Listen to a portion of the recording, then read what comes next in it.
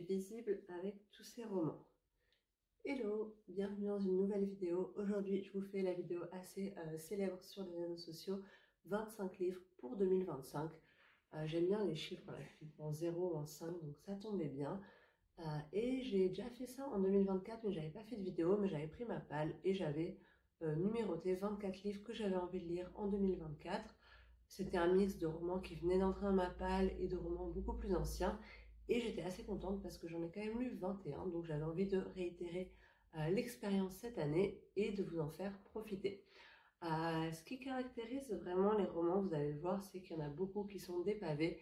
Et c'est pour ça que je ne les sors pas, parce que je me dis que je vais prendre trop de temps à les lire, ça va être trop compliqué.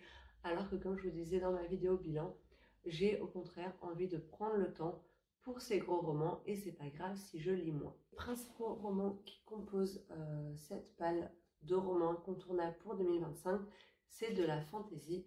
Je ne vais pas vous parler à chaque fois des résumés, etc. parce que sinon ça va être beaucoup trop long. Je vais surtout vous les présenter très rapidement. Le premier, je n'avais pas la place, j'ai pas le livre là, mais j'ai le coffret. C'est le tome 1 de Gardien des Cités Perdues, publié chez Lumen. C'est une saga que j'avais envie de lire depuis très très longtemps. Ils ont sorti un très beau coffret collector cette année. Et je l'ai acheté en me disant si la saga me plaît, ben, je continuerai peut-être au format poche, je verrai. Et je me suis toujours pas lancée, donc il serait temps.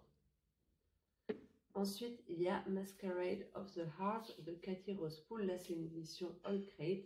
Je vous avais aussi déjà parlé du tome 1, Garden of the Curse, qui avait été une très très bonne surprise de 2024.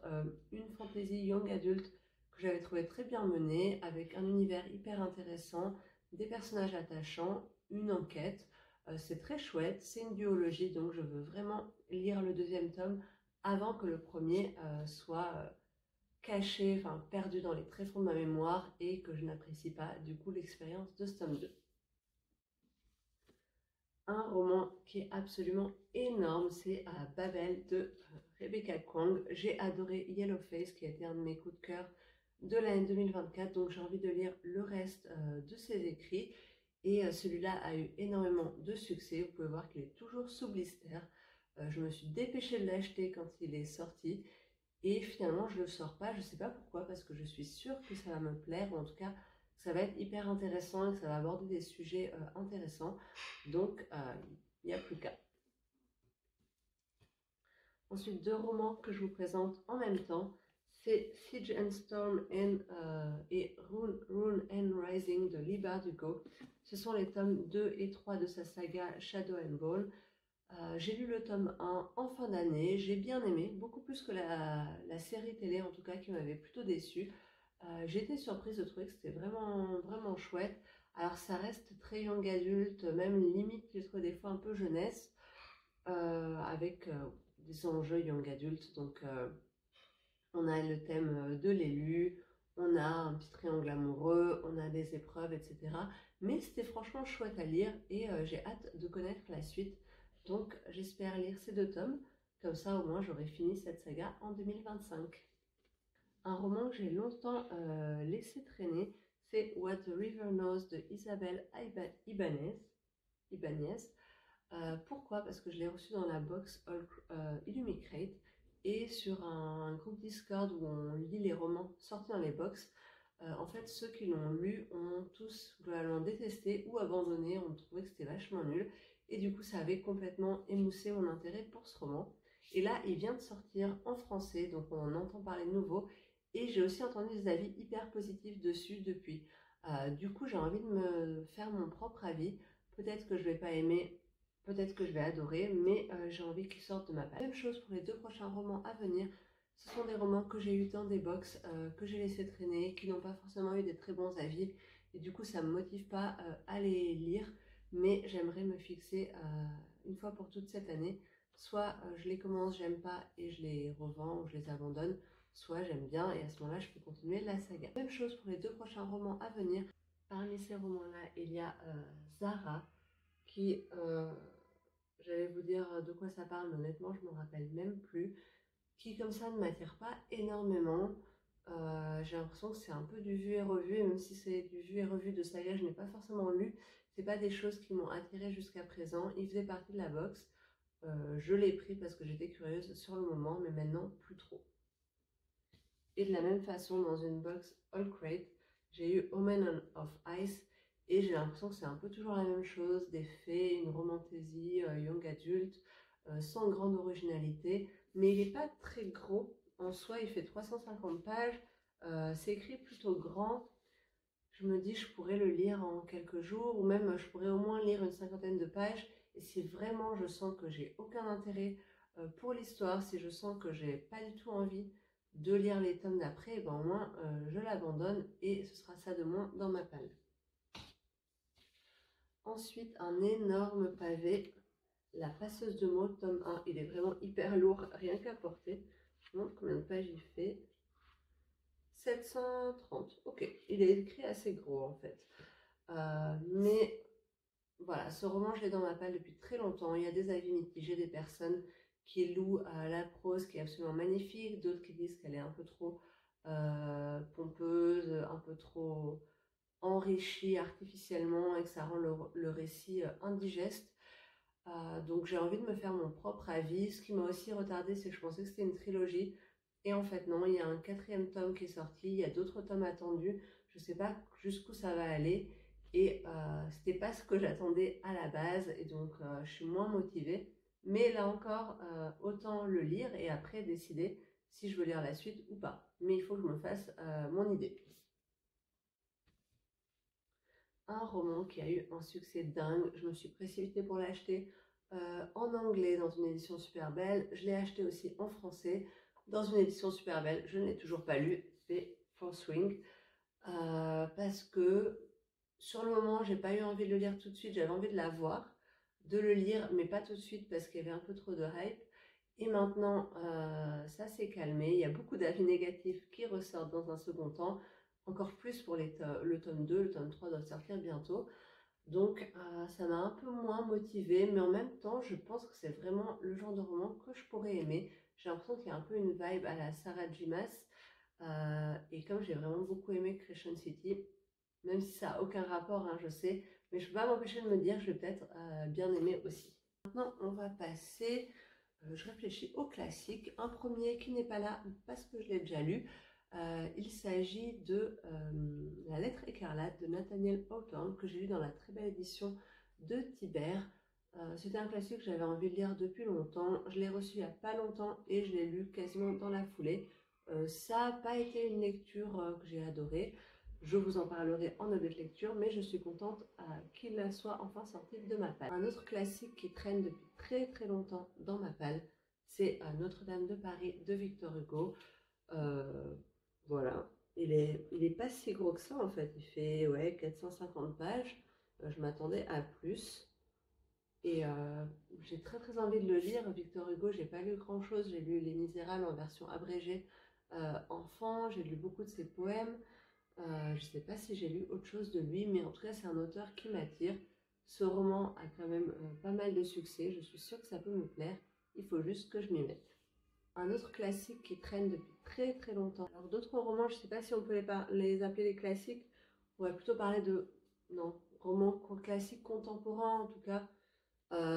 Des romans qui ont eu du succès à une époque, qui sont un peu tombés dans l'oubli, mais qui m'intéressent beaucoup. Il y a d'abord Angel de Elizabeth Taylor, c'est pas l'actrice, c'est une autrice, qui va suivre un personnage un peu à la Scarlett O'Hara, impétueux, qui ne veut pas se contenter de sa condition de femme à une certaine époque, qui est passionné et qui est un peu peste sur les bords, mais ça me tentait vraiment beaucoup. Et je ne me suis pas lancée parce que j'avais peur que le style soit un peu difficile.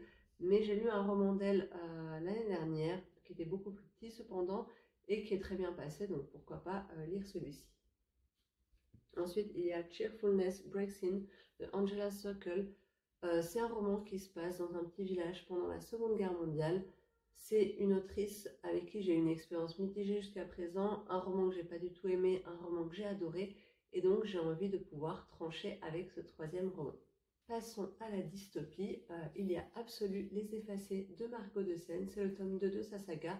Elle a sorti le tome 3, donc j'aimerais vraiment relire le tome 1 parce que ça fait un moment que je l'ai lu, lire le tome 2 et lire le tome 3 cette année pour pouvoir terminer cette saga qui m'avait vraiment beaucoup plu. Le tome 1, il était hyper efficace dans le genre, il était addictif, il reprenait des codes d'autres dystopies mais qui m'ont fait plaisir. C'était pas du copier-coller, c'était quand même arrangé à sa sauce, des personnages très diversifiés, avec des profils très différents. Donc c'était une super expérience de lecture et j'ai hâte de découvrir un peu plus les secrets de son univers. Passons à la dystopie. Il y a absolument d'autres romans dystopiques que je suis en train de lire en ce moment, donc je ne l'ai pas sous les mains. C'est The Grace Year, paru en français sous le titre L'année de grâce. Je l'ai commencé aujourd'hui, j'ai lu 60 pages. Je suis déjà révoltée, horrifiée par le monde qui nous est présenté et en même temps hyper accrochée. J'ai trop hâte de lire la suite. Pour expliquer un peu, on suit une jeune fille qui, dans sa communauté, là où elle vit, à l'âge de 16 ans, les filles sont envoyées pour survivre une année dans la forêt parce qu'on dit qu'elles dégagent une magie qui attire, séduit les hommes, rend jalouses les femmes. Et donc, il faut qu'elles se délaissent de leur magie pendant cette année-là. Une année très dangereuse puisqu'elles vont vivre dans les bois avec tous les dangers que ça implique. Et on va suivre un personnage en particulier qui est un peu rebelle et qui doit se cacher parce que c'est dangereux pour elle et pour sa famille, mais qui n'a jamais rêvé de la vie typique des femmes de cette communauté où on se marie, on a des enfants, on a des enfants jusqu'à ne plus pouvoir en avoir et après on tombe dans l'oubli au mieux. Elle rêve d'être sa propre personne, de ne pas dépendre de quelqu'un, de ne pas être contrôlée et elle a cet esprit rebelle, elle veut quelque chose d'autre. Au pavé, j'en ai un bon avec La sœur disparue de Lucinda Riley et le tome 7 de sa saga. Vous savez que je ne suis pas hyper fan de cette saga, du coup j'ai pas réussi à le lire en 2024. Enfin, je m'étais dit que je le lirais, mais je me suis pas motivée. Je suis découragée d'avance parce que le livre fait plus de 700 pages et je suis sûre qu'il y en a au moins 200 qui ne servent à rien, qui est juste du blabla inutile. Et en plus, dans cette saga, j'ai toujours aimé que les tomes pairs et pas les tomes impairs. Donc celui-là, je pars avec énormément de préjugés et très peu d'espoir, mais j'aimerais bien le lire une fois pour toutes. Un roman qui est dans ma palle depuis peut-être 2020, c'est Immortel de J.R. Dos Santos. J'ai un peu honte. C'est un roman que j'avais gagné en fait. À l'époque, ça m'intéressait. Je pensais pas forcément que j'allais gagner, mais je jouais un peu à tous les jeux concours. Ça parle, je crois, d'intelligence artificielle, donc c'est hyper actuel. Mais je sais pas, c'est jamais un roman vers lequel je me tourne, vers lequel je le mets tout le temps dans mes palles du mois. Je me dis, ah, ce mois-ci, je lis celui-ci. Et je sais pas, j'arrive pas à me lancer alors qu'il paraît que c'est un super auteur. Il fait pareil, 500 et quelques pages, mais j'y crois, cette année, c'est son année. On passe sans doute à un des plus vieux romans de ma palle, c'est le roman du mariage de Jeffrey Eugenides, en très mauvais état comme vous pouvez le voir. C'est un roman qui m'intéressait énormément au moment où il est sorti. On va suivre trois personnages, une sorte de triangle amoureux. Et c'est des personnages universitaires. Et en fait, j'avais lu genre 150 pages, j'avais bien aimé, mais je sais pas pourquoi je l'avais laissé de côté. Peut-être qu'à ce moment-là, j'avais pas beaucoup de temps, ou je me suis laissée entraîner à faire d'autres choses, je sais pas. Et je l'ai jamais repris. Et ça, c'était peut-être il y a, je sais pas, peut-être il y a 10 ans. J'ai un peu honte en disant ça, mais voilà, c'est sûr que ça fait au moins 10 ans qu'il est dans ma palle, voire plus. Et ouais, si ma tentative doit dater il y a 10 ans aussi, de le lire. Donc j'aimerais vraiment le lire parce que je suis sûre que je peux aimer, que j'ai beaucoup aimé Virgin Suicide de cet auteur également. J'aime son style. Je m'en rappelle que j'avais quand même une bonne impression ou un bon a priori. Il y avait des petits passages avec des longueurs qui m'avaient un peu ennuyée. Mais dans l'ensemble, mon souvenir, c'est que c'était plutôt chouette. Donc continuons-le. Un roman déjà lu et dont j'ai hâte de vous parler parce que je l'ai adoré, c'est Eleanor Oliphant va très bien de Gail Honeyman.